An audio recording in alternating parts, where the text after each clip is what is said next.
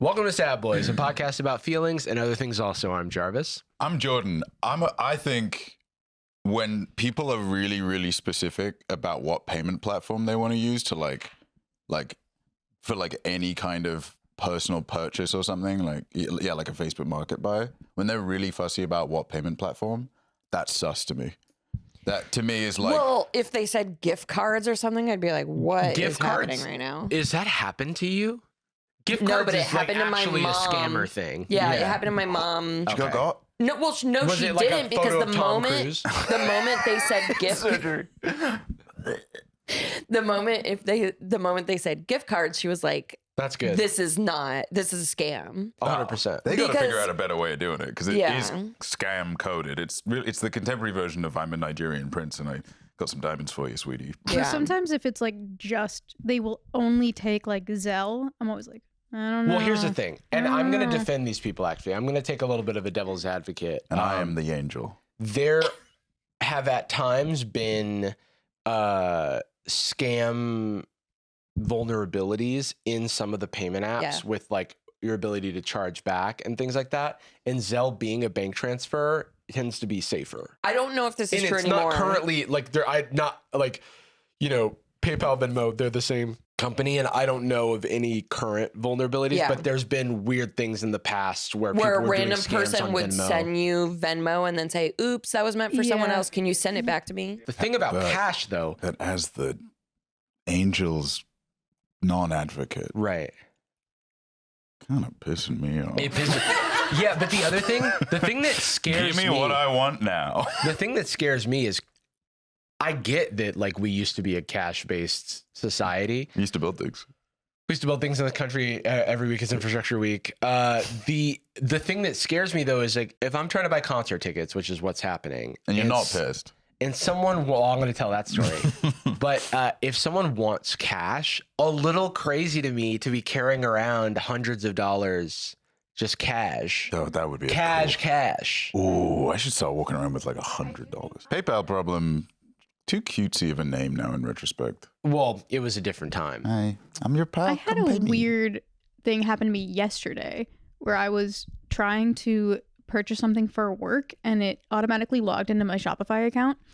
And when looking at all my addresses, you know, they're all my name, including the last one, which was my name, and then an address in Bulgaria, which I'm like, hey, That is, I have never You don't even live shipped there. something. I've never been there. I've never known anyone that's in Bulgaria. And so I was like, uh-oh. that is scary. It's like go through all my transactions. Yeah, Did so like I- someone was logged into my Shopify account, added a Bulgaria address, but I checked all of my transactions. None of them were ones I didn't recognize. Called my bank and was like, have there been any transactions from or to ?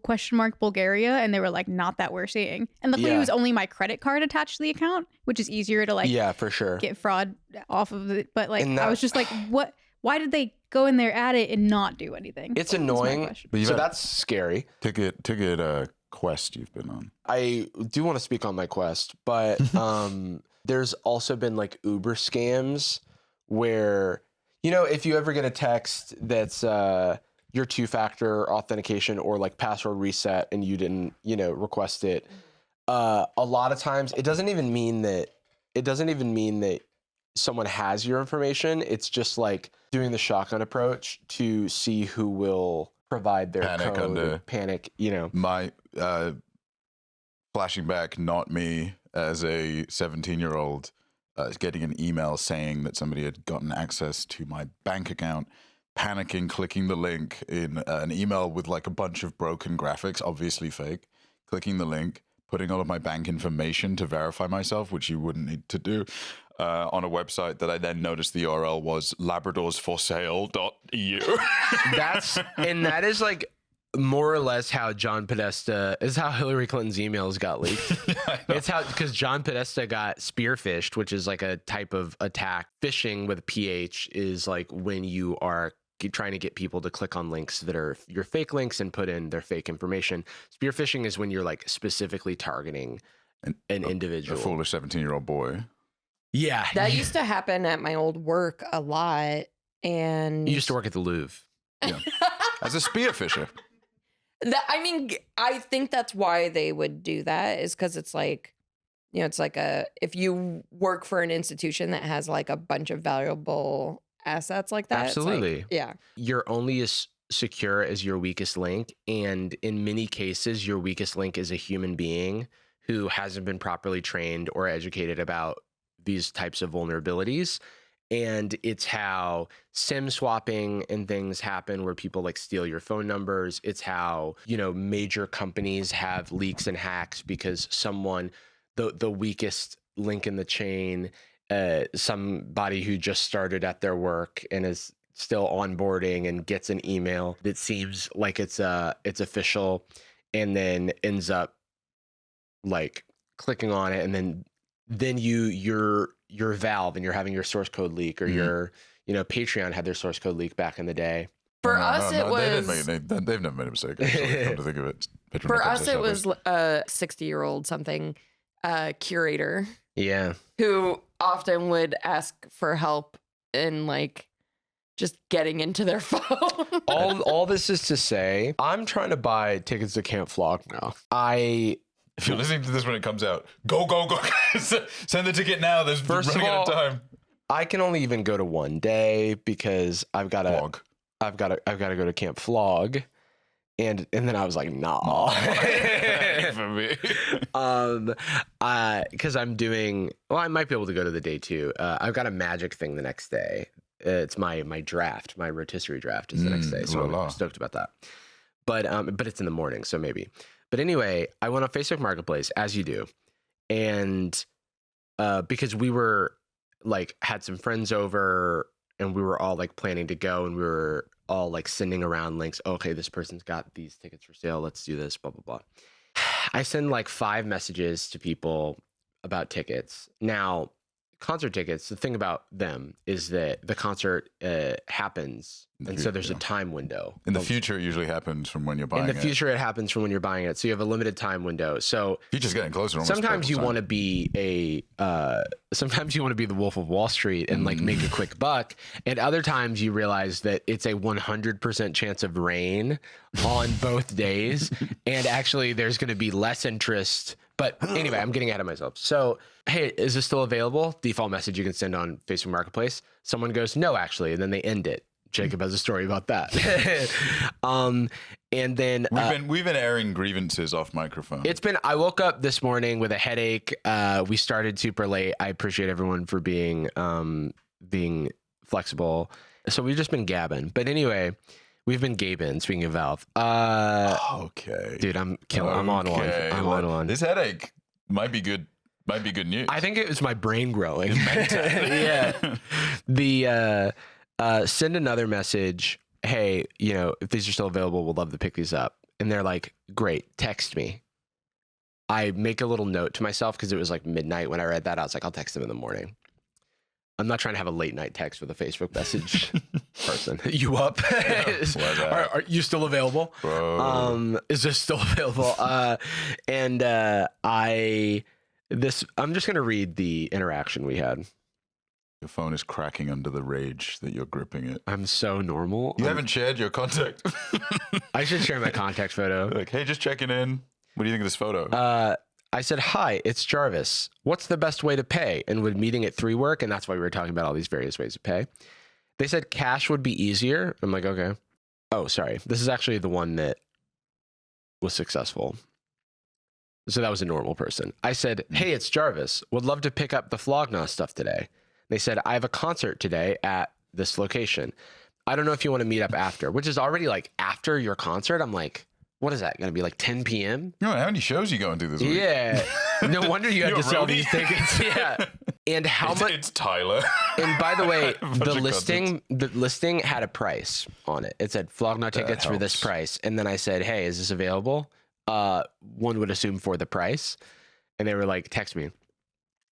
And how much were you offering? I have a few offers right now. Okay. Mm-hmm.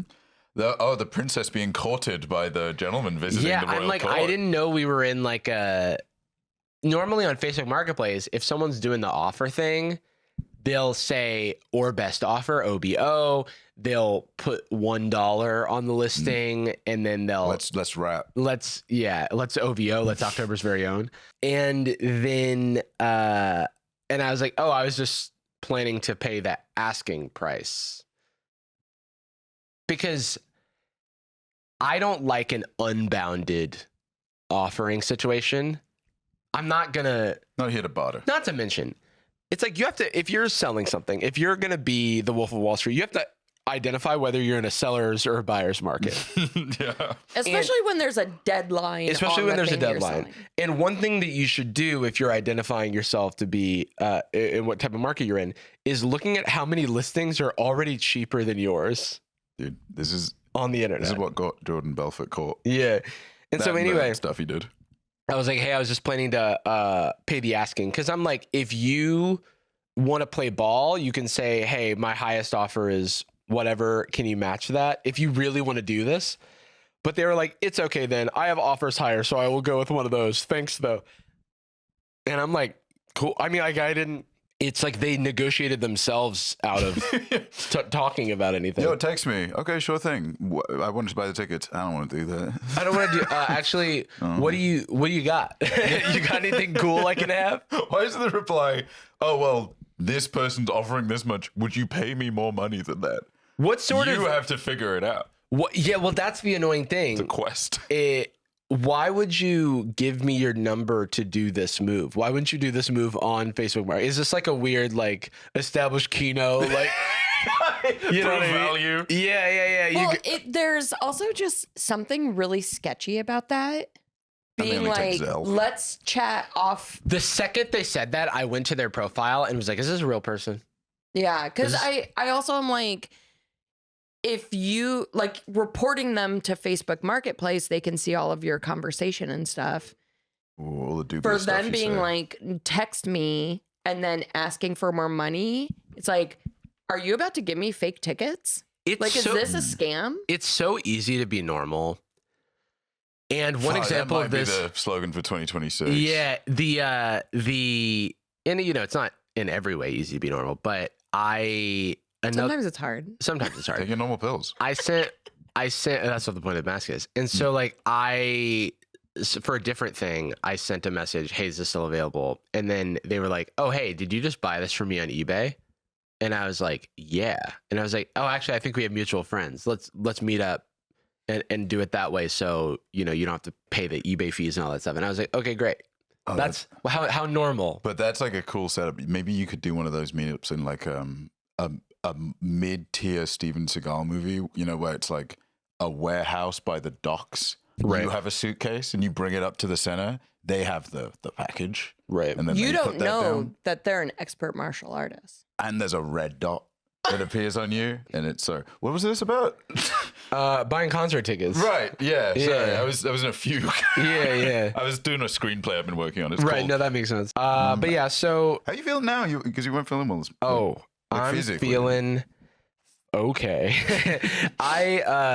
I was worried. Because first of all, I got to sleep late and I was already like, this is going to be what I talk about on the show. You were texting the seller like, I don't know, how much do you want? I was like, I'm like, are you thinking about me? $200. What?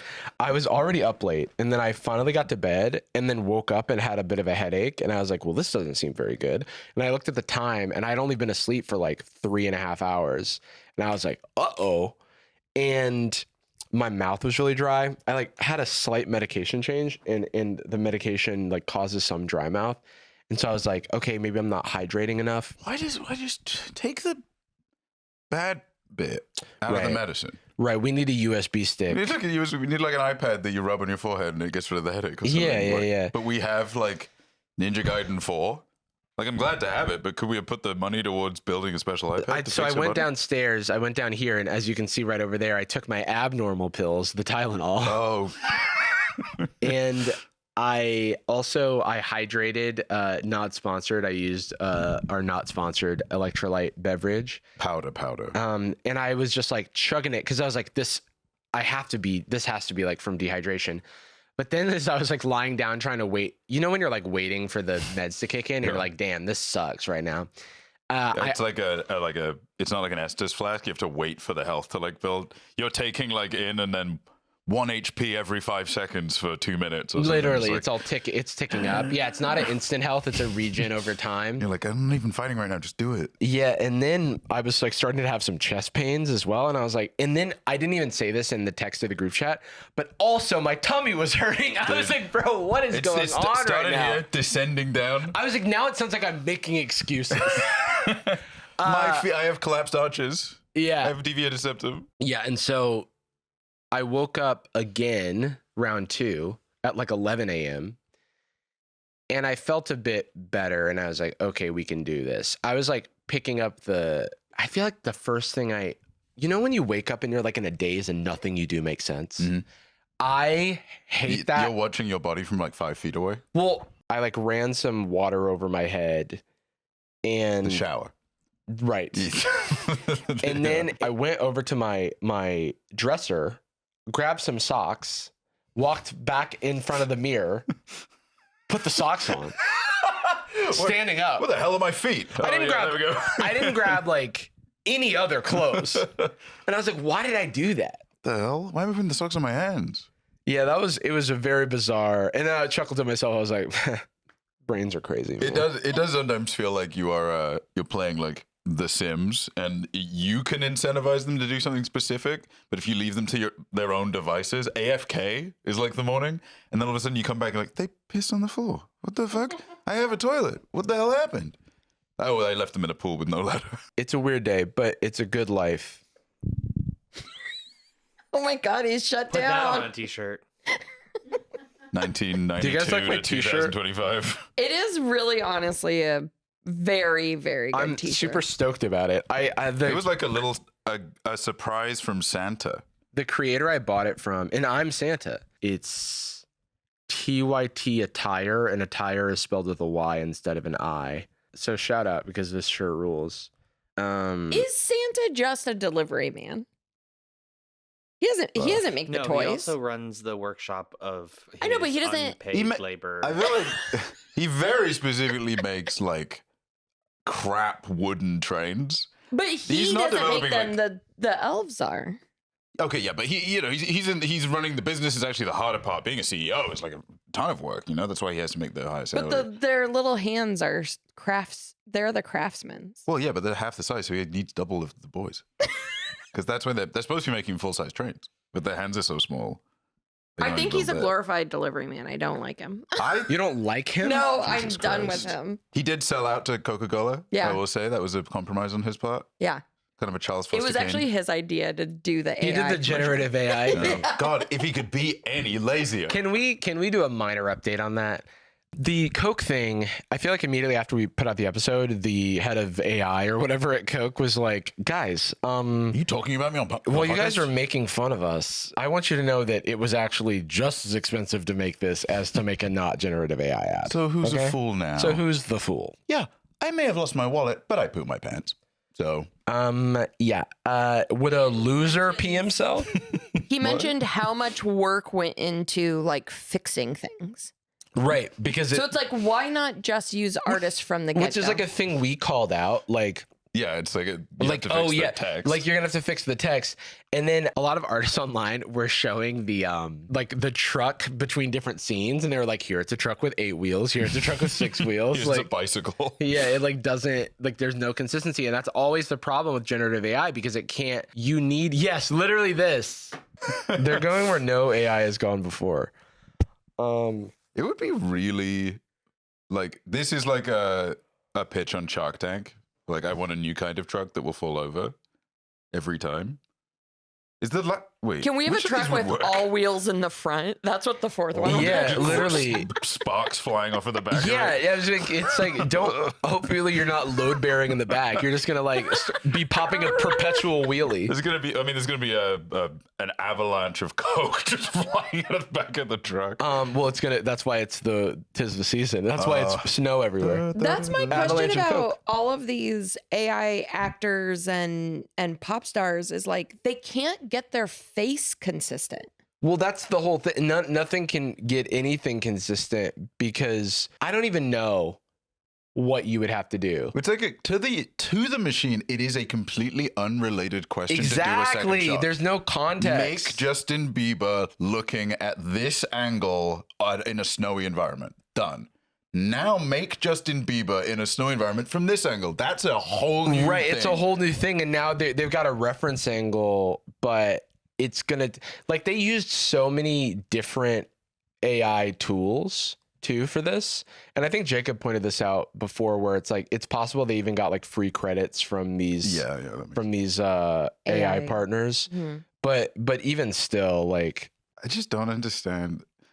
No, I was gonna say I don't understand why so many people just don't think about stuff, but then I remembered that you really kind of don't have to, especially if you work at a company that's really big. the first truck don't cool. trucks like that like have wheels in between those first two wheels because like To not fall. to not like the center of it to collapse in on itself.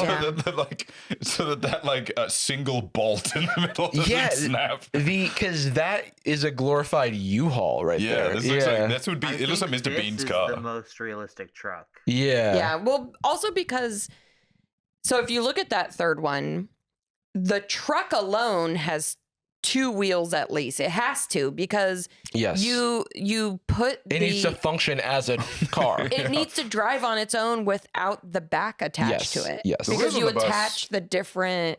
It wasn't a truck go round and round. Like they can't. They do go round and round. You think you fell out of a coconut tree? You exist with everything in the context of the game. Looking at the fifth one, it's like, that's really not possible. No, that's brave though. That's brave. That's so funny.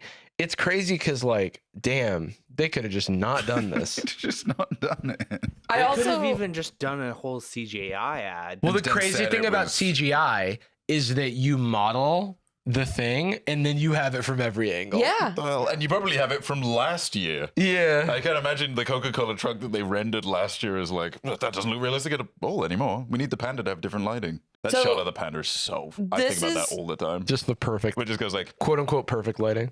The Hollywood Reporter interviewed one of the AI studios that were involved with this.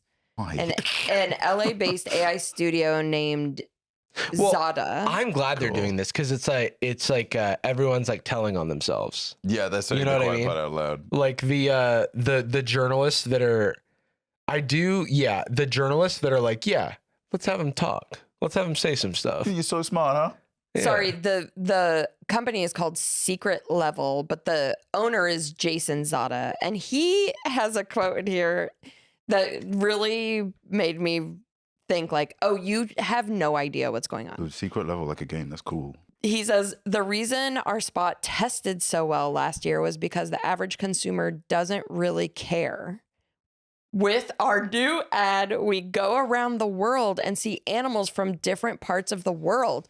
We put happiness on faces, smiles on faces. It's like an 8-year-old describing like their drawing. Aminal from everywhere. Why would you get mad about something like that? Wait, can you say? Did he literally say we put happiness everywhere, we put smiles on face? Like he double dipped on that quote? Yes. How could you get mad about something like that? Is such a such a crazy thing to say, because you could say that about anything. I simply stole from a guy and made another guy happy. I'm putting a smile on somebody's face. I am doing. How could you get mad at that? Yeah. I liked having it, so I took it and I'm smiling. And you're mad at me? I'm making money and you're mad at me? I stole his kidney to have it. Fascism and now I live. adds control in a really wild life. How could you get mad at about that? I got it weirdly enough yesterday. Sometimes, when I'm really in when I'm going sicko mode, by which I mean when I'm like either like vacuuming or just walking around the house, I'll either find I've been trying to reduce the amount of time that I am rocking an AirPod. I'm trying to just try and condition myself to not instinctually, like when I stand up to go and get something while playing a game, get my AirPods out of my pocket, put one in, and, just to like kind of stress test the capacity. I'm doing a not great job at it, but you're trying to be alone with your brain. I just want to see what it the impact. If I'm walking around with no kind of stimulation happening, one of two things happen. I can begin ruminating on something that is not upsetting me, but is like, I get a little obsessed with an idea that doesn't matter, but gets locked in my brain, or I get really obsessed with a bit that's only funny to me. I will walk around the house and be like, oh, dude, prosthetic foreskin with QuickTime events. And I'm just laughing at myself. It doesn't make any sense. I really enjoy it. I text it to Austin. Austin goes, yes, epic. And then we never share it, like say on a podcast right now. I said this time around, I wasn't getting locked into that idea of white supremacists watching The Amazing Race and being disappointed. I was obsessed with like the desire, because we kind of had it when we watched the Coca-Cola ad, the desire to like correct or fix the behavior of something like evil or cynical or something. Yeah, like seeing this happen and be like, well, why didn't you just do this? And like net positive for people to make fun of Coca-Cola. That's cool. Fuck them, right? Sometimes when I see, quite often in our extended community, because of the industry we're in, I'll often see somebody that gets like embroiled in some kind of controversy that might not be at the scale of like, like jail time or something that like is objectively not something you just repent for. It's like something you actually have to take action in.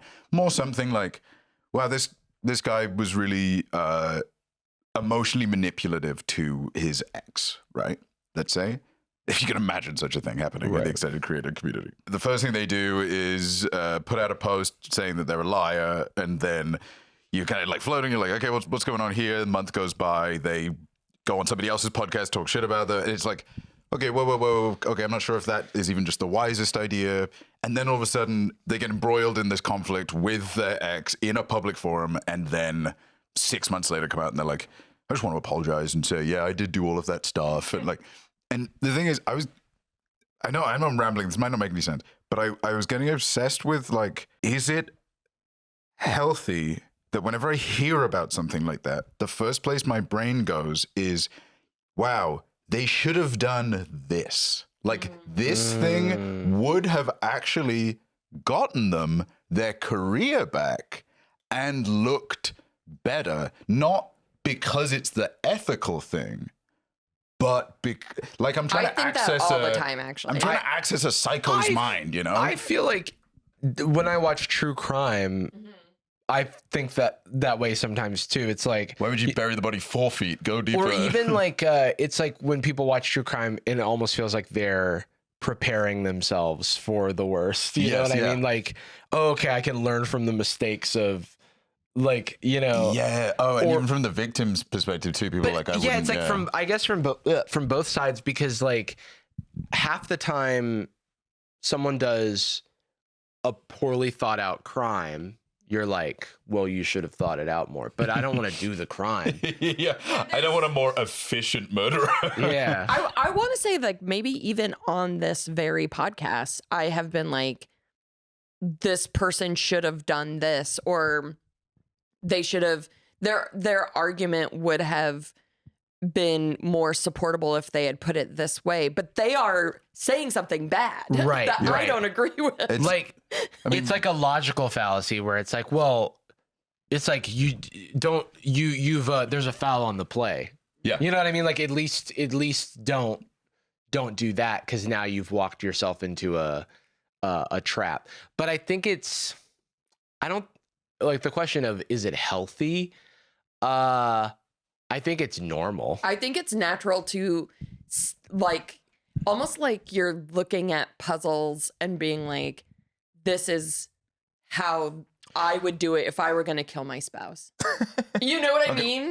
No, but like if really you're watching I do know what you mean. You just got married. I could be completely off base here, and this is not based on real.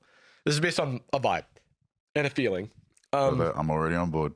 So it feels natural that when presented with a scenario, you would imagine how you would act in that scenario, because if you found out someone, was attacked by a tiger or something, you go, oh yeah, John got too close to the tiger. I just won't do that. Go there. Yeah. Gotta not do. Okay, you live and you learn. That's Tiger's wisdom house now. is like not guy house. So I do feel like from a survival standpoint and from a instincts and best practices and wisdom for survival is probably a good default strategy to like have like whenever presented with a conflict or a Yeah, scenario. it's like a way of learning, right? Exactly. So it makes sense that you don't ever want to be on the run from the cops. I mean, I don't know, but maybe like I don't ever want to be on the run from the cops. But if I was dropped into like when you have like a nightmare and you're like, oh fuck, I'm on the run. You're in the situation now and you have to act, you know? Or even like watching a friend hold a bagel from the bottom and cut it and then cut their hand. How do you have access to something that incredibly specific? Because I've cut my hand that way. No. But being like, my friend was watching this and she said she always remembers this when she's about to cut a bagel and it makes her do it the right way. So it's just like a natural thing. You were like one of those "Where did the soda go" infomercials. Yeah, you were in black and white. Has this happened to you? Yeah. And it's like you're just chopping off your hand. This is what happens every single time that the way you renegade rest your drinks on that chair, brother. Oh yeah, I think there's nothing wrong with that. Everyone thinks there's something wrong. Everyone with thinks you're outnumbered. That's fine because it's not on the side with all the cards. And also, I want to say, I think now with a degree of self-consciousness, you were shielding that. You were a point guard on that. Look, you were like, yeah, look, I just rested right here. My abilities are such that I can elegantly navigate around a precarious drink. And I believe you. I forget that other people don't have my skills. That we're operating with these plodding, worthless, high gravitational bodies, unlike you, floating like a spider. Exactly. Like, while I'm aware of my limbs and my physical space and location, something could happen beyond act of God that causes me to briefly, momentarily refocus on something else and lose sight of like, because it's like I have in my mind palace like where everything is located, but if like someone throws a baseball at me and I need to like catch it, I might move my elbow into. I didn't construct my desk space baseball ready. Right. I wasn't baseball equipped. I mean, we do live in earthquake country. We do live in earthquake country. When you fall, it's not my San Andreas fault. Anyway, let's look at. So Jacob's prepared a table of TikTok conspiracies, and can I just say I love a table. Jacob has good formatting instincts. Every time something has to go into place. He's very organized. I recently in our group chat gave a polite roast of Jacob. Which was like, what was it? I was like, this is something Jacob would do, and it would improve our lives. Yeah. And you know what it was? It was labeled light switches. And you know what I have in our living room?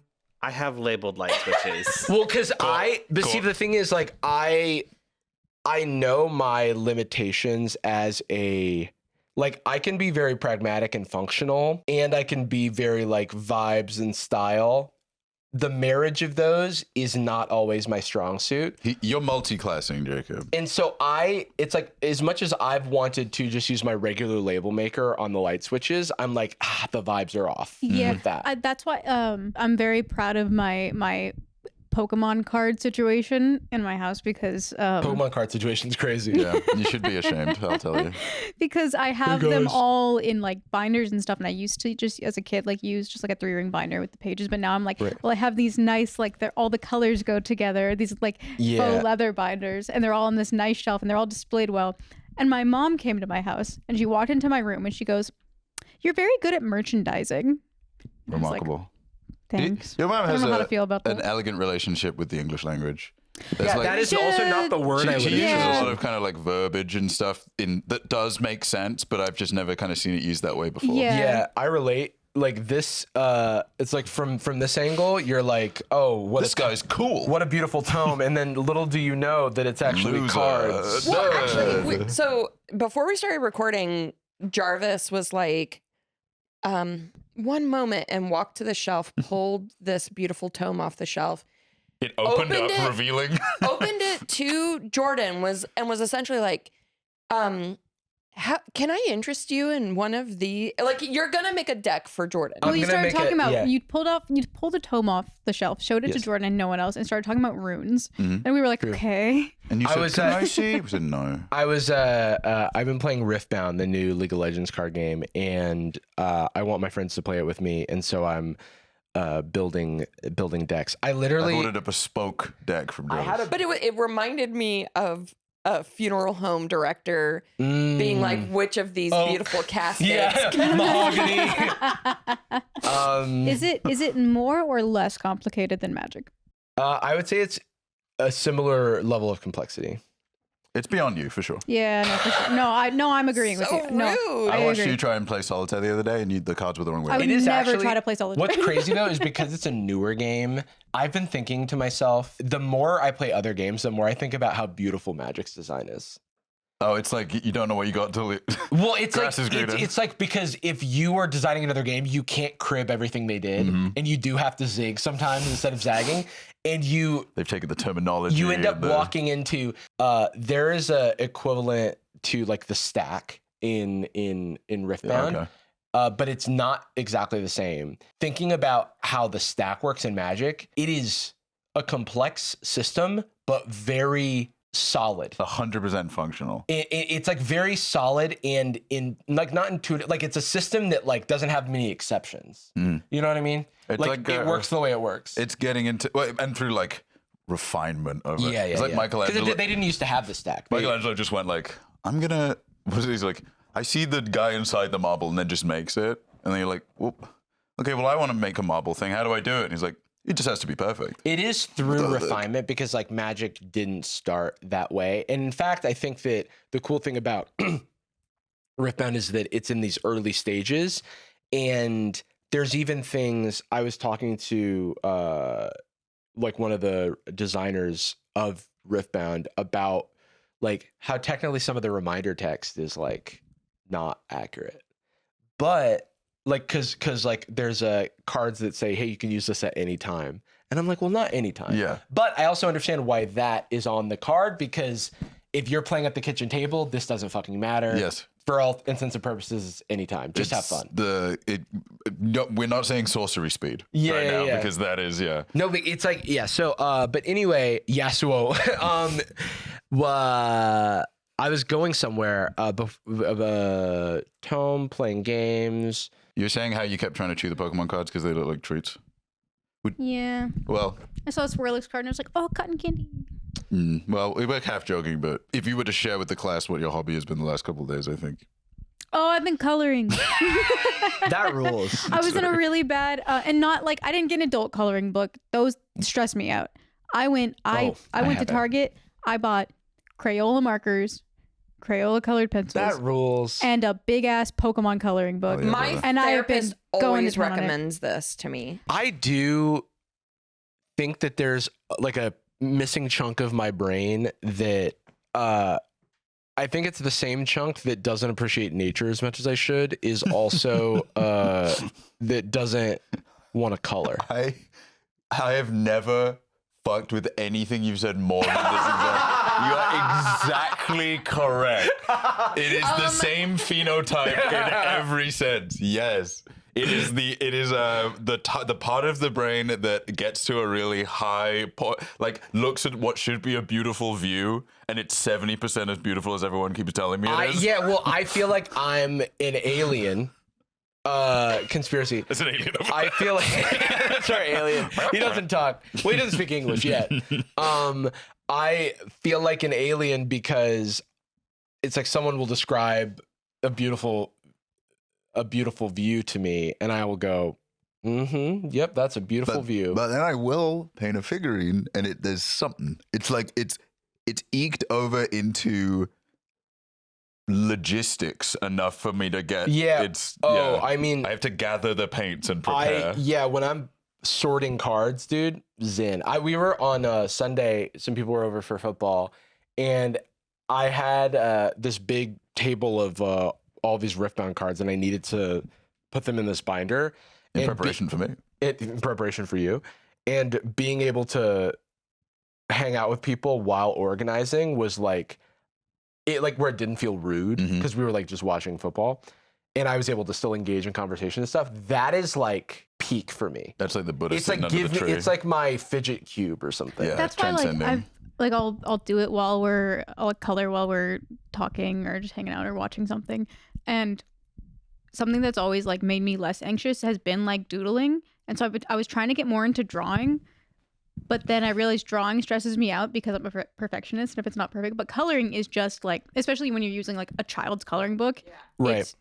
That's why. There's no pressure. And you on can it. judge yourself against children and go, you guys suck. And you guys suck. Look how well I colored Pikachu. I'm all the way in. Have I'm you mostly seen- inside the lines. Have you seen the way I shaded Shaman? That was you guys pretty couldn't good, shade. yeah. More like Shademan, because that's Whoa. me right now. I also finished a page, put it on the fridge. What? I'm taking myself that off happy. the fridge. I'm taking Hell that right yeah. off the Dude, fucking everyone go get a coloring book. I'm Go to putting it in your the thrift bathroom. stores. There's probably coloring books in the There thrift has stores. to be. I Go found to your thrift stores in general. Thrift stores, I mean, I found so much good stuff recently at a thrift store. thing I wanted to say that I had forgotten that I whispered to Jordan is that a part of my brain that isn't missing is that when I'm really jazzed about something and I want to share that with people, that's fun. And I was going to play this League of Legends card game. I never played League of Legends in my life. I don't know anything. But then again, I got into Hearthstone not knowing anything about WoW, and so I'm used to that. Plus, enough people I know who play Magic either design this game or are interested in it, and so I'm like, fun for me. And so I went to a little out of my way. It was like I went to a local in Sherman Oaks, you know. Jot that down on the Finding Jarvis's address. and Yeah, 10 minutes yeah. removed. A little out of my way. I'm in Kansas. Just love League. I just love League, dude. I posted like a little story, and this is another thing where it's like I hate posting, but this is the only good thing about posting to me. So I post a little selfie. I'm like at my Riftbound local, feeling nervous, LOL. And then Nathan Stans was like, "Oh, I want to try the game. Is it fun?" And he's a League guy. You know, he used to work at Gen G. Like he was a big esports guy. Esportsman-like conduct. Yes, sir. Ooh.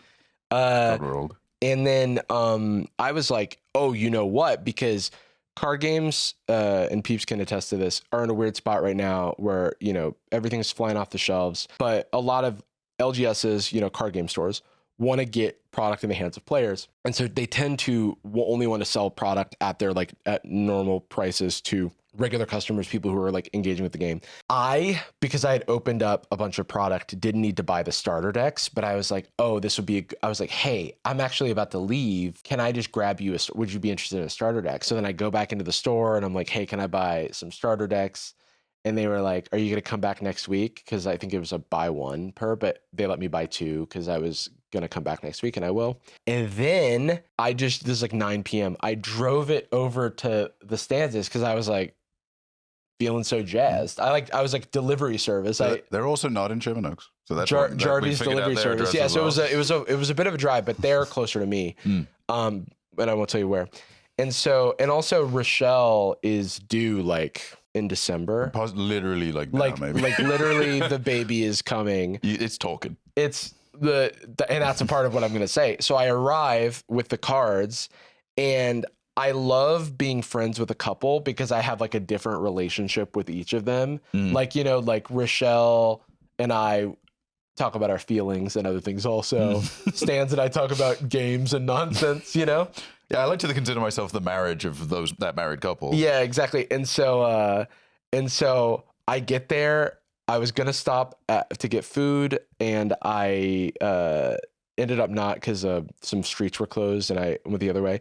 Rochelle was like, "You got here at the perfect time. I'm making dinner. Do you want to join us?" And I was like, "Dude, I feel like I hit the jackpot right now." That's huge. And like Rochelle had made ravioli. And so then I sat down with them, ate ravioli, talked about what was going on in my life, what was going wrong in my life, because I was also I had some personal stuff happen that I'm like feeling down and out. You're like, I was supposed to get dinner earlier, and all the things were closed. And then everything was closed. I couldn't get my Raisin Canes. and so then I, you know, impromptu got dinner, hung out with their dog Sophie, bionic woman, 9 years old.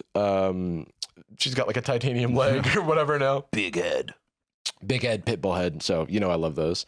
And then I taught Stan's Riftbound after. And I was like, what a beautiful evening. What a day. And didn't you feel the baby kick? And I felt the baby kick. That's so special. From Nate. Yeah, he actually Kicked you on kicked behalf me. of Yeah, the he's who I call the baby. Yeah, the baby. He's my baby. He is baby. Yeah, and then the baby kicked, and I was like, high five. And then I explained Evangelion to Nate and Rochelle and said, this is like LCL. The baby is inside of the cockpit right now. They were stood at the front door, like, yeah, you heading home now? Or? And I was like, I mean, honestly, how long do you guys have? I'm not even to the movie yet. Yeah. I can't wait for them to have a good so that the kid can start talking like Nate. Goo Goo gaga. I want to go to Baba. yeah, dude, for sure. I can't wait because then Stans is going to be easy pickings in our basketball league. Yeah, we're going to snap when he him. has to focus on. No, but he was like, "Hey, can I play fantasy basketball with you guys?" And I was like, "Yes." No, but he's going to have something to die for. He's going to have something to fight for. He'll be up at like 4 a.m. trying to get a baby back to sleep and just setting his lineup. That's so true. We got to kick him out. Knowing Nate, he'll be up at 4 a.m. explaining to the baby why it shouldn't be crying. Puts the baby right to There's sleep. no point. I also we've talked about it before, but we've known Nate because we used to work together. I guess a lot of people don't know this. We've known him for so long now. I mean, going on 9-10 years almost. Yeah. Almost as long as we've known each other. And like they used to Nate and Ristans. What the fuck was that? Cool. Oh, that's fun. Nate and Rochelle. It's about time we make somebody else's name. Yeah, they used to live in Oakland, in the Bay, and it's like cool to see like how they've grown. It's like watching, I'm so proud of them. It's like the way people describe reading One Piece up to date.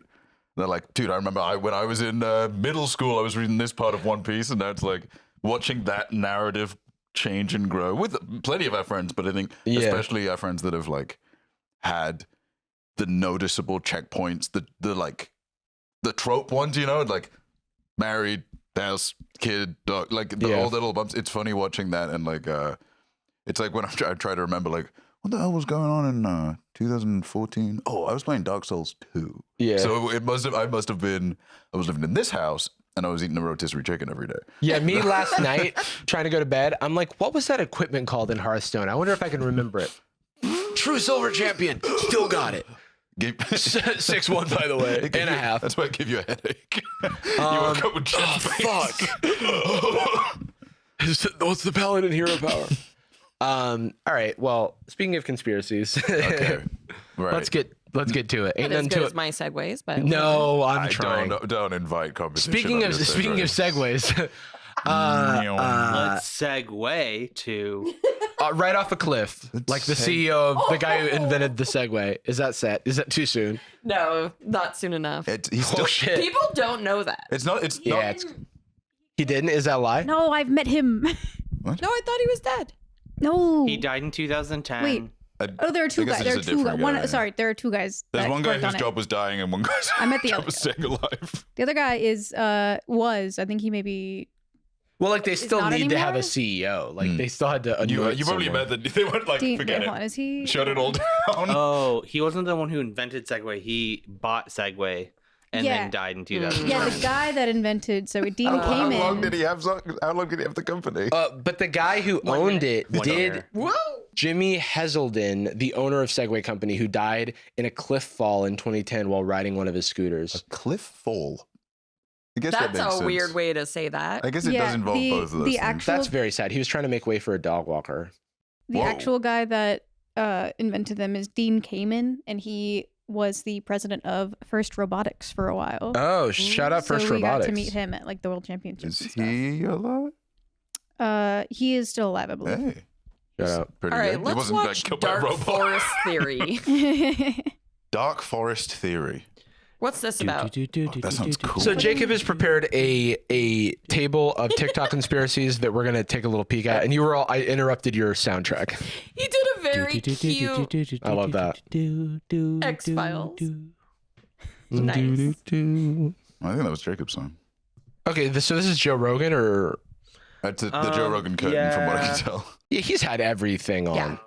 Every reputable source, like Can I set the scene a little bit? Because Please. I do think some of these conspiracy theories that were a joke or kind of fringe have become kind of mainstream. And I do think we have Joe Rogan in large part to thank, because he will have all of these guys on. And he won't intellectually challenge them. He's like open to a lot of different ideas, like literally any idea. Yeah. Aside Literally from, like- anything that's not real. Aside from, I don't know, we should like adjust the tax bracket for people making over $1 trillion, or the Or age it's of like consent. anything that politically disagrees with him. Then he's like, Jamie, look that up. No, Yeah. look it up again. Look it up better, you idiot. Look it up better, you idiot. Stop. What is the hell is Snopes? Check the Google AI. Check That's the not DuckDuckGo AI. You can overview. buy those. So this is the dark forest theory, and Okay. it has to do with space and aliens and contacting other life. You want to Okay. take Thoughts? Should we take a? I'm talking to our guess? alien. Should Huh? we take a guess at what it is? The dark forest theory. Okay. What would make it a dark forest? The fact that aliens landed there? Well, there is something where it's evil. like you're walking in forest, it's daytime. All of a Oh. sudden, everything's dark. From night. Aliens are contacting you, and that's why. Oh, is that your guess? That's my guess. My guess is you're walking in the forest and you go, I don't appreciate nature as much as I should. I want to be organizing cards. I'd rather be organizing cards that are made out of these trees.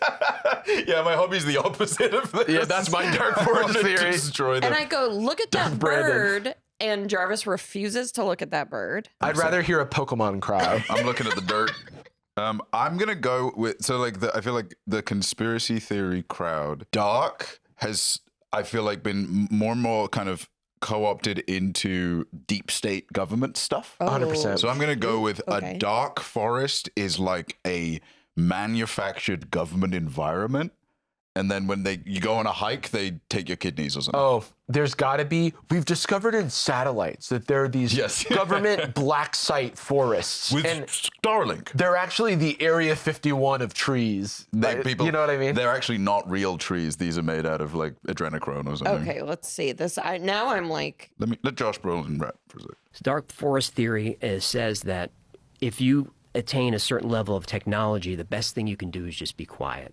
Because the universe is a dark forest, and the first person to stick his head out dies, because you don't want a competitor in your region. Well, Oh, I've actually heard this. talk about tall poppy syndrome, right? So, well, tall poppy syndrome More social is construct. yeah, but I think this is more about why we haven't heard from aliens, which is like I think like one of the answers to the Fermi paradox. Is that, well, they wouldn't reach out because they're too technologically advanced to want to do Right, that. because they know that it would cause problems. like So problems. basically, yeah, they're saying that there like is a high probability that there is other life out there that is complex and has technology, but everyone, including us, is like, hiding their power level a yeah, little bit. if yeah. you go out looking for stuff, it might come for you. Like, Right. I don't think it's Like a dark crazy theory. forest. Let's see what dark else he forest. says. Though, 'cause This maybe is he like gets weird. not too It's not wild to me. No, it's not too wild. I think it's an interesting like thought experiment. I agree, Most I agree. curious to see if we get a reflection from Joe Rogan's big shiny brain on like, do you think we could maybe learn new kinds of jujitsu from these guys? Or, Yeah. you think they're Gets here right close now? to some technology that could that they're on a path to threaten you. You got to take them out. You got to halt their technology. The This is three-body a- problem is kind of based on that. That's what they do in the books. Oh yeah, three body problem. I also feel like said the Stephen whole thing. Hawking talked about this. I guess he's on the Epstein list, but he did Also, contribute on the Some ship. crazy allegations came out about him, right? That he with his was- like nurse or whatever. yeah. Yeah, The Epstein one's pretty bad also. Yeah. But I mean, he contributed to science before that. He like did was science helping before. But he talked about. I want to say he talked about some stuff like this about how humanity shouldn't try to be found because anyone who could find us could be dangerous or whatever. I'm also assuming, I don't know, people don't like my alien takes because I have the least fun ones. People aren't ready for that because my brain's too powerful and shiny like Joe's.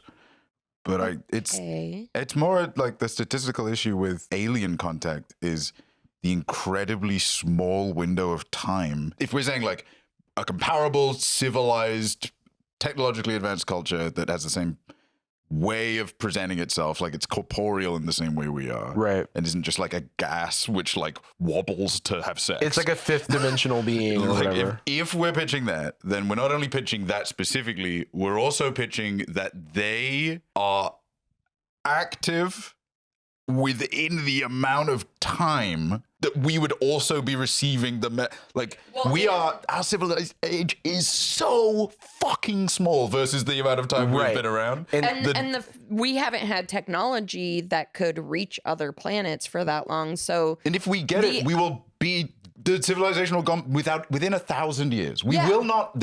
Our civilization will not exist in 1,000 years. We'll be dust again, and then maybe we'll look. But like, it's because things crazy. are so far away. Like, we know that there's no civilization within a day's travel from us. Right. Dark forest. But it's like it's like we don't fully understand the like phases of because you can't know what you don't know. You know, it's like when you try to predict the future and it's like flying cars or whatever. We don't know the stages of advancement, and so like a lot of these things are like, well, if they kind of need faster than light travel to be possible, or like folding like space-time and crazy shit like that. That's all like very theoretical. And the desire to like interface,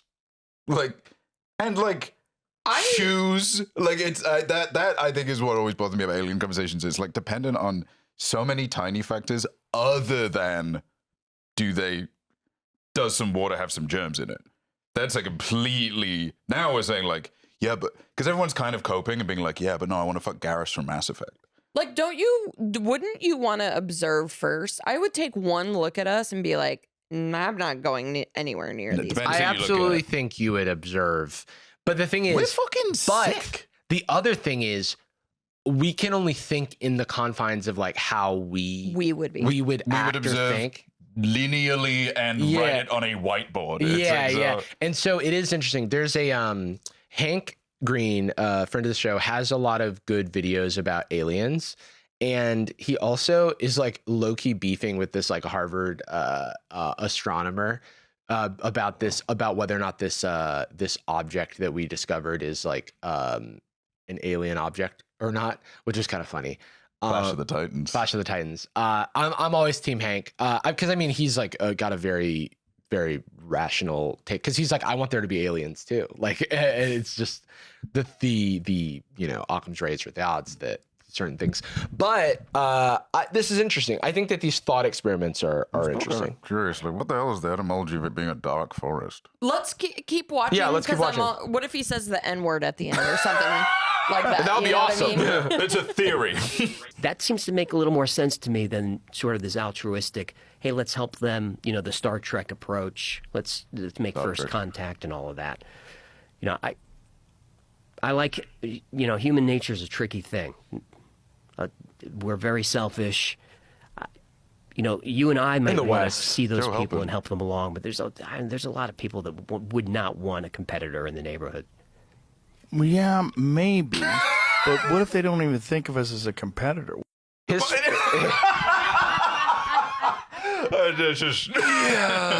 But what if they're like, wait, who is that guy? Do we know his? Yeah, what was his name?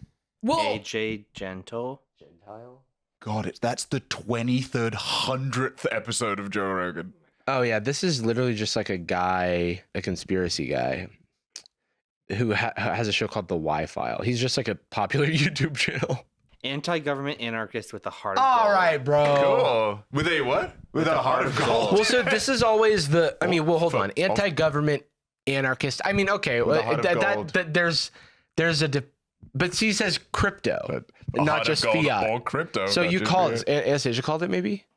Who said that? Like anyway, this is the thing where it's like there are these interesting thought experiments and stuff, but then they take it to this like what? Steve Carell. Wait, well, can we look at the YouTube? I'm wondering like what type of traction they're getting. Like this type of stuff, you're just like too far in the tank, Yeah. Yeah, I just want to see what it's 5 million subscribers.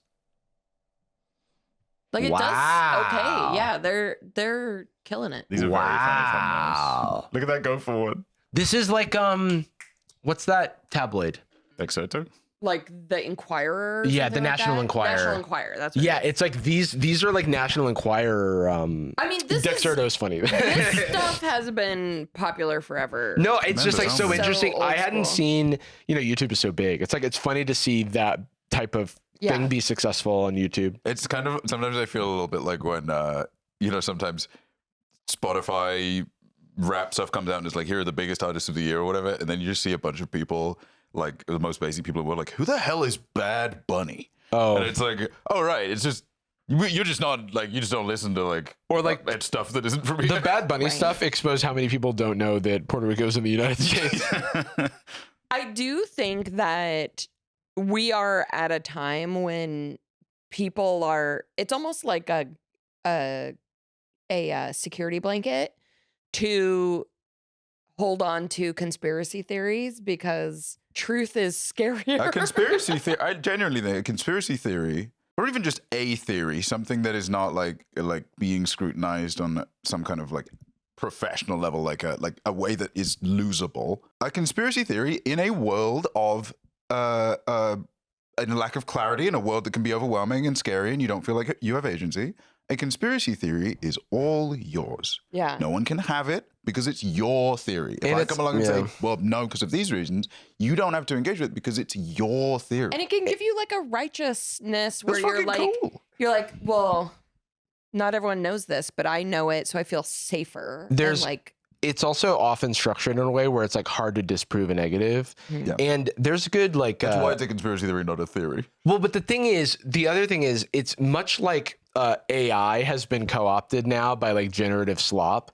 Like conspiracy theory, it's like there have been various conspiracies that people theorized that turned out to be real. Like Watergate was a conspiracy. or the MK Ultra and stuff like Yeah, that. Like, yeah, turned it's out like to be true. Conspiracy theory should just mean, its original description is someone planned to do something.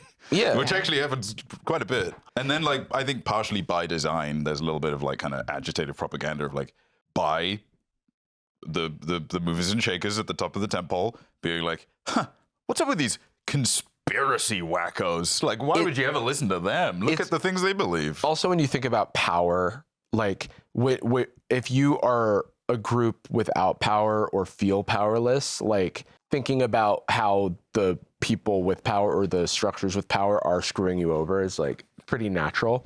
All right, expressionist paintings in CIA, what can that be? Okay, look, should we give our theories, our conspiracy theories? And CIA. So okay. Yeah, you're the the simplest, the A to Z is because expressionist paintings are abstract. They're kind of Mental. that there's secret codes in there. secret codes, or they're being used to brainwash. Okay, that's interesting that's too. a good one. I'll give you a. Oh wait, go ahead. Please. I would love a hint from my. I'll give you guys a hint. This one is another one that's like, it's not as far out there as some other TikTok conspiracies. This one like might be grounded in. It's not proven. Can I just say that the annoying thing about the last one is that nothing in that particular TikTok was crazy objectionable, but then we go to that guy's YouTube channel, and so it's like very much this is how they get you. That's you the know? craft, yeah. It's the same for. I mean, it's a trite point, but manosphere always work the same way. It's it's like we grew up as hunter-gatherers, so you need to have some self-esteem in the way you live your life. I'm like, all right, That makes respect. sense. And the government should assign you a wife. You're like, okay. All right. Did I ever tell you about I was at a dinner party. We're all having a great time chit-chatting. Nice. And my friend goes, well, yeah, because like, Joe Rogan, blah, blah, blah, blah, like complaining about him. And another friend goes, well, he's not all that bad. I love how many alien specialists he has on. And we all looked at her and were like, Alien specialist. I did not know you were a freak like that. Plural episodes of Joe Rogan as well. I love how many he has on, and I've been keeping up. This guy's one eye open is already Different. making me think he's telling the truth. I got to say, I'm not going to say any specific names, but the moment he came on screen, I must have thought of like 18 people we know. This is more than conspiracy theory, but less than fact. So you know abstract expressionism, paintings like this, or like this. Well, there is a decent amount of evidence that the CIA is partially responsible for the spread of this type of art. To understand why, we have to look at this. What is this? This is a Soviet realist painting. And here's another one. This was the only type of art that was allowed in the Soviet Union. The CIA realized that abstract expressionism was the exact opposite of this. And it's really ironic because in America, folks actually associate this type of art with communists. A Missouri congressman even said, all modern art is communistic. But the CIA was less closed-minded. They saw an opportunity. They helped bankroll exhibits of American abstract expressionist art all over Europe. And so anti-authoritarian figures like Jackson Pollock ended up working for the CIA without even knowing it. So that's so interesting to me because in hindsight, You're our art history guru, by the way. I see Jackson Pollock and the abstract expressionists as these men who almost upheld norms of America after World War II. Because so the reason why I say that is a lot of them are World War II vets, first of all. And they're these masculine men who were like, oh, I've got feelings and I don't know how to express them. So I'm gonna express it in the most violent, masculine way possible. Oh, yeah. I'm painting dude paint. I'm doing dude paint. I'm better at it than legit. you guys. Like, there's all these Dude paint one word.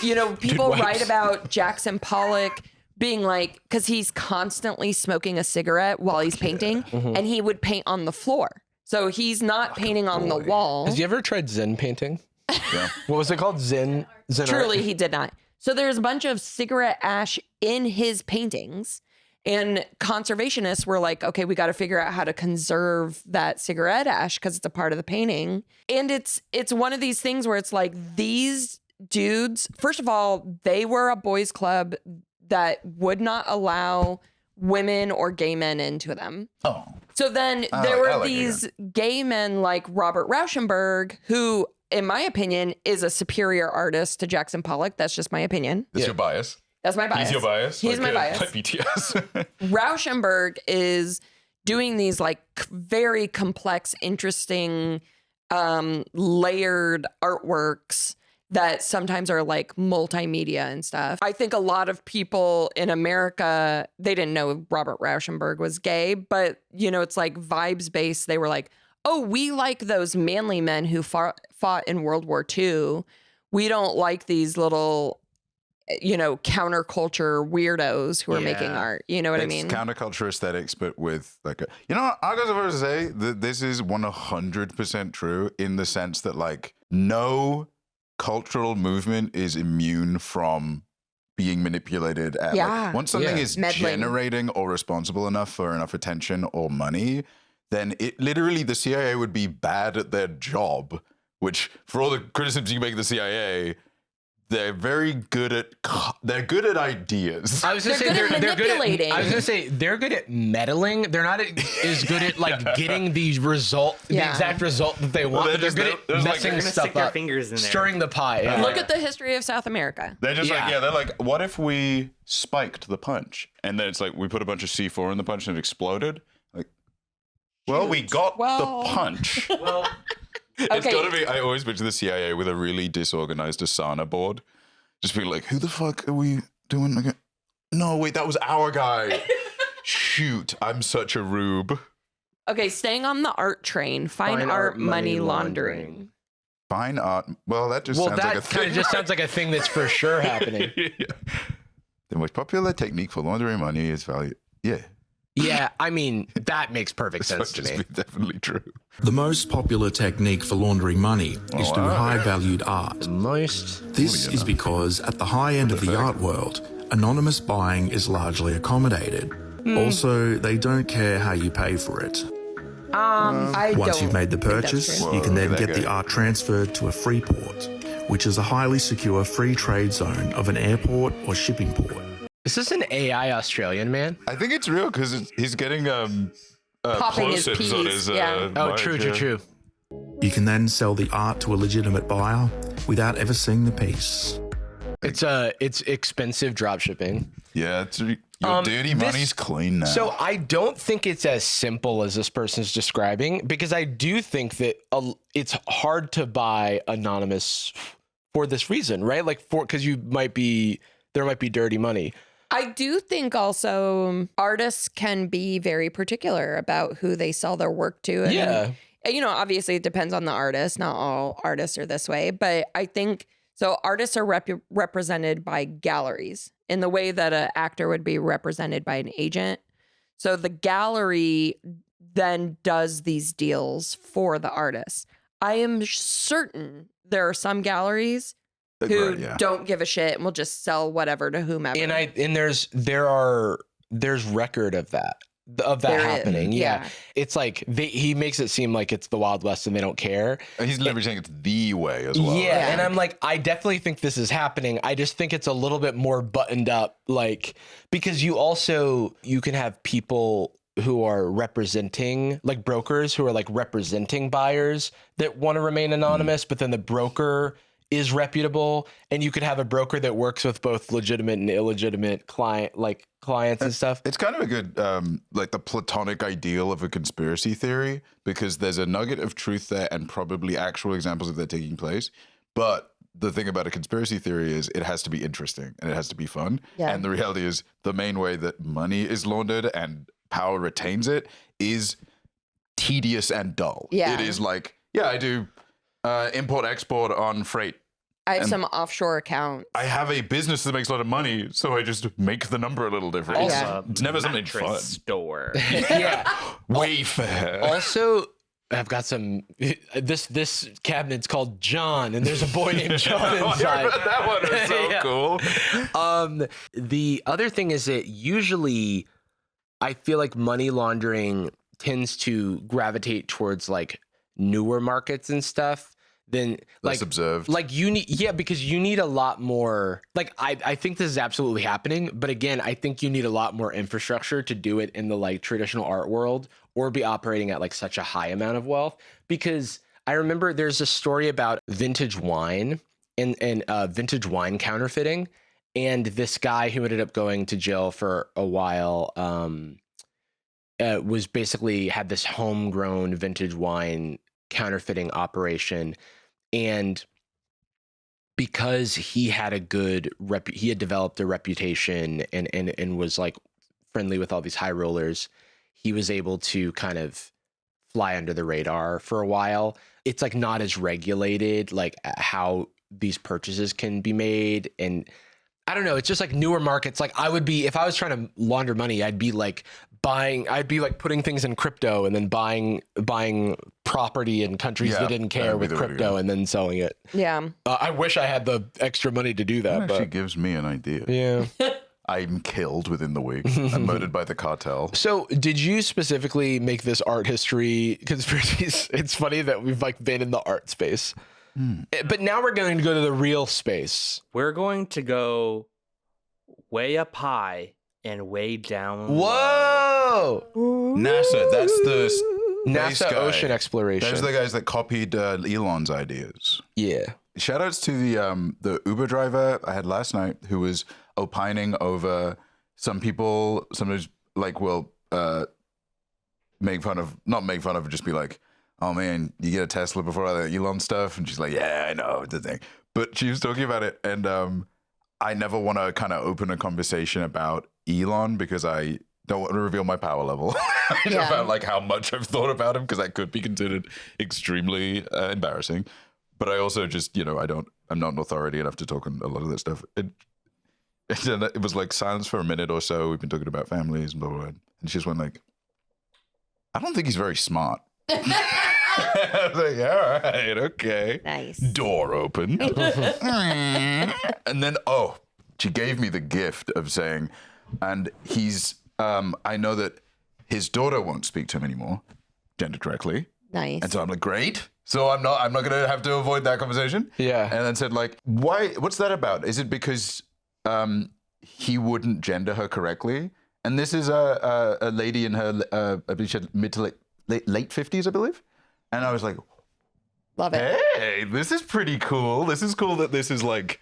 I like that she felt comfortable saying that to you, not knowing your opinions. You know what I mean?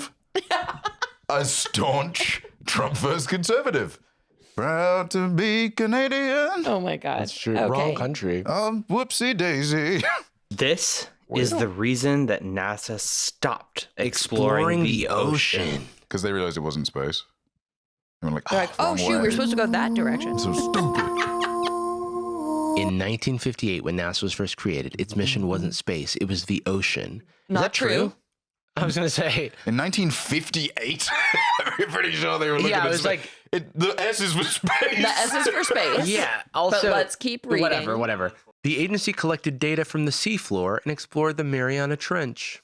That might be true, but that has nothing to do with they were still exploring the space. But in the early 1970s, all ocean research suddenly stopped. Well, it's also like the space race was over. Yeah. Why is it an AI-generated image of Interstellar? That's a movie. Just use a screenshot from the movie. Well, then it'll get claimed. Yeah, no, that it won't, one shot. Yeah. Wait, what? This is like so provably false. The official reason, but in the early 1970s, all ocean research suddenly stopped. The official reason, NASA shifted its focus to space. Bro, we went to the moon in 1969. Yeah. It's the National Air and Sea. I think the focus was pretty on space. Yeah. But insiders said something else. Insiders of NASA? Yeah. I thought the insiders said shifted focus to space. The ocean was far more dangerous and unpredictable than any orbit. That doesn't make sense. That's like not something that a space expert would say. Jarvis, at this point, there are hundreds of orbits, and they're pretty dangerous, and there's no fish. Archived documents mention anomalous sounds and unknown objects. Well, yeah. Yeah, we don't know what's in there. We don't know everything that's under the ocean. That's why we're going. Yeah. There's all kinds of anomalous sounds. The issue is identifying them is difficult, but it's not an alien. Have you ever seen James Cameron's The Abyss? No. Yeah, that's probably what it is. This is just pretending that The Abyss is real. It's a good movie. I would highly recommend people watch it. I enjoy it, but if you are into drenched movies, it's wet. It is a moist film. There's a guy who's like there's a guy that basically just is a water. Mm-hmm. You know that guy? Yeah. Those files were handed to the military, and classified. Sorry, dude, don't comma splice in your conspiracy theory. It makes it look silly. Scientists wrote, which scientists we'll never know. The computer guy. Right, these are the easiest things to reference. We're not studying emptiness. We're studying a living environment that reacts. Well, yeah. So these guys are doing the ocean. The ones saying this are. So these seem to have found a way to prioritize the ocean. I would say there's more guys doing ocean stuff than space stuff. Is the theory that there's stuff in the ocean? Because, yeah, dude. Yeah, I'll give this one a thumbs up, actually. They are right. The anomalous sound was blub, blub, blub, blub. This is like we gotta go to space. I feel like Hank could go off on this because like half this stuff is related to funding. Yeah. The idea that there's like one company for exploring. NASA was supposed to do the exploring, and now we don't have anyone. They took ocean. It actually used to be NAWA. No. This is really funny. It says some of NASA's deep sea vehicles became prototypes for Mars rovers. Yeah. But the ocean missions were never resumed. You know, because they put the rovers on Mars. Pressure Need to get it back. changes. Mm-hmm. What's the best way on Earth before you send something up into space to test pressure? Elevator. No, to take go down. And that's why the astronauts train in the water. Putting it on a plane. Machi. Wait, putting it on a plane that goes all the way to space. I mean, second best. At the same time, reports appeared of underwater objects. Moving octopus. faster than this any is known... octopus, right? A fish. Moving faster than any known submarine.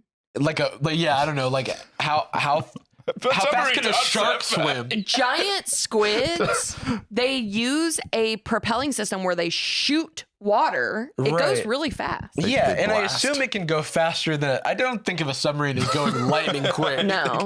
And especially if this is like the first time people... If it's claiming like, past reports from the first and only time we went to the sea were even faster than the first ship we made. Later, several scientists, whom we have no idea, admitted in the ocean we found something we couldn't explain. That's kind of what finding something is. And that was the end of the program. Oh, that wasn't a quote. And that's not the quote. That's just what they said. Yeah. Basically, we're saying like they were gonna go to space. NASA turned to space, leaving the ocean into secret labs. What? To the public, it looked like a natural shift, but to those who saw the files, it looked like an escape. Ooh, the depths of the earth. The depths of the earth turned out to be scarier than space itself. That's always been truth for me. So, what could still be hiding there? So, Jacob, can you please Google for me deep space death ball? Deep space? Deep sea. Deep sea. Deep sea. Sorry. Deep space. Not deep space. Deep sea. There it is, the Roblox one. The Roblox video just there.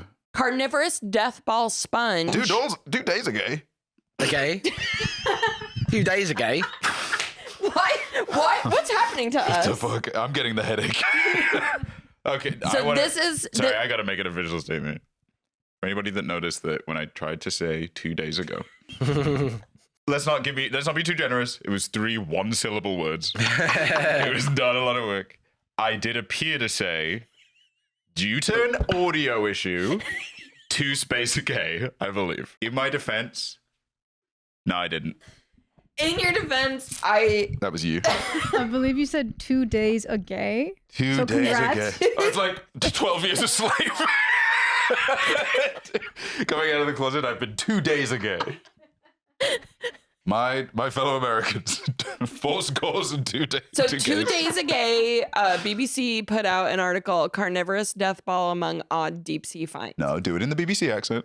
Carnivorous Death Ball. Don't do it. Change my mind. Our planet is going through a change where it's getting hotter. Puberty. So things from the deep Yeah, sea it sounds like puberty. are now moving Not up because it's getting to hotter. higher levels. Right. And we're finding stuff that we'd never seen before. That's it. A fish. Yeah, but that's like it's like kind of not a good. It's not like a fun, exciting thing. It's like oh no, we're cooking the planet. Yeah. And now Sorry. Whoops. That's our why bad. NASA's too scared.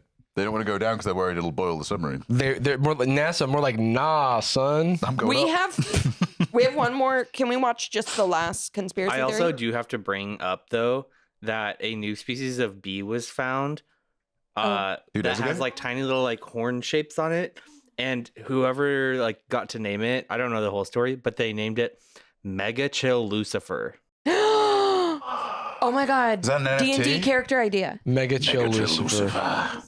He's cool. You can see it has a little demon horn. See the Whoa, it's like a Don't Starve bee. Isn't that fun? Coolest Everything. guy. Oh, that's Coolest a guy I've guy, ever seen. dude. Flint Dibble.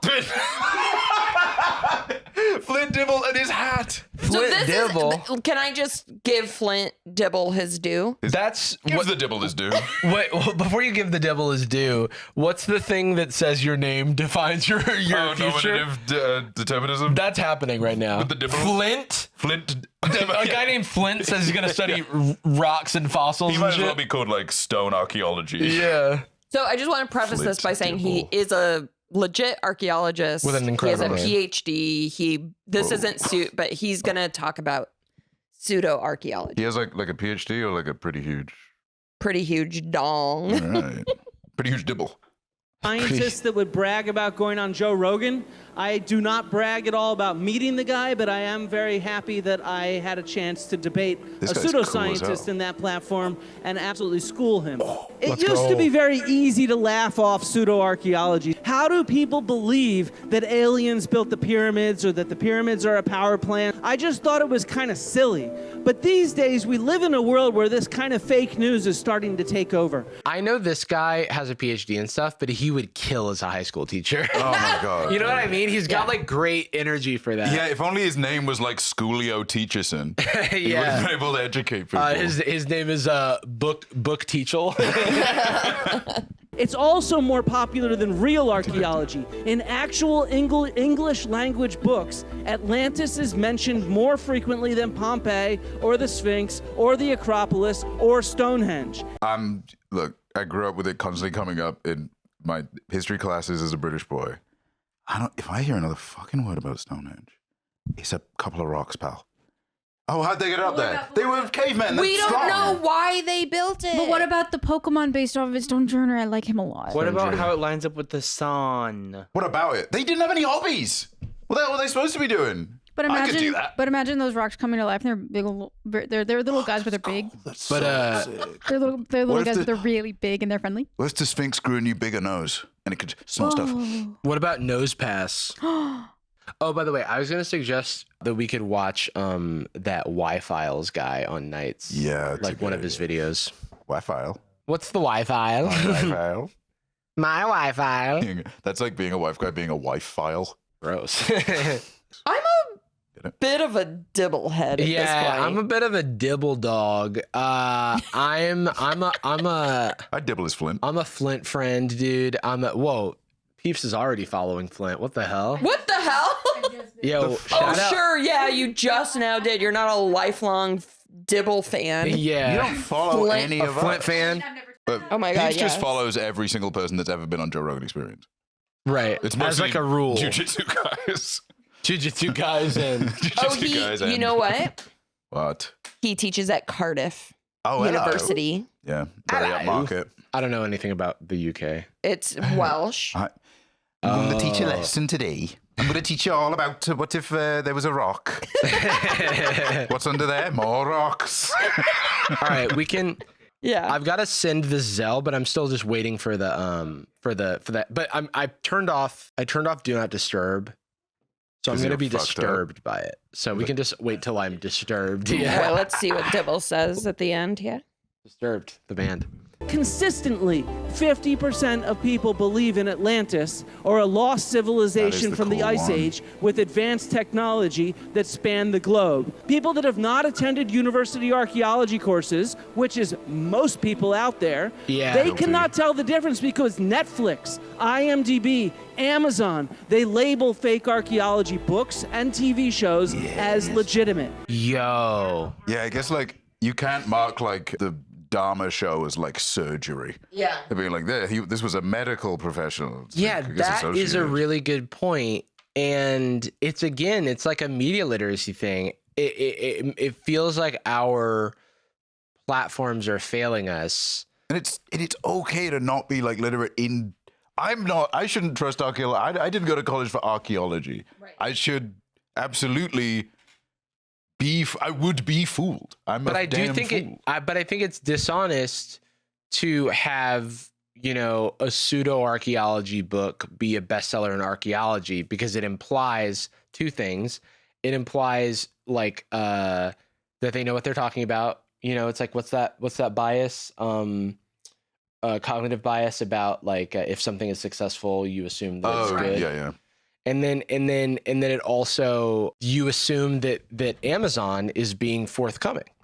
You assume that the bookstore your best interest in wouldn't mind. say, "Hey, here's the books about fake archaeology." As opposed to here is like some of the dry, more factual stuff. Why would they show me? It's the like things imagine. I think it would be a little bit more glaring if it was like a health bestsellers in health, and it's like why vaccines are fake. Yeah.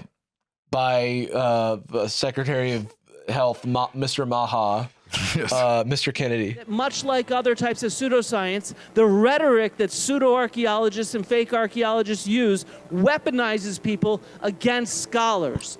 Call that shit out. Anti-intellectualism has like been transformed into a term that's supposed to make people that use it sound elitist by being like, oh, you call yourself an intellectual, huh? And it's like, no, anti-intellectualism isn't like poor people shouldn't be allowed to think. It's saying there's too many syllables in intellectualism, so you're an asshole.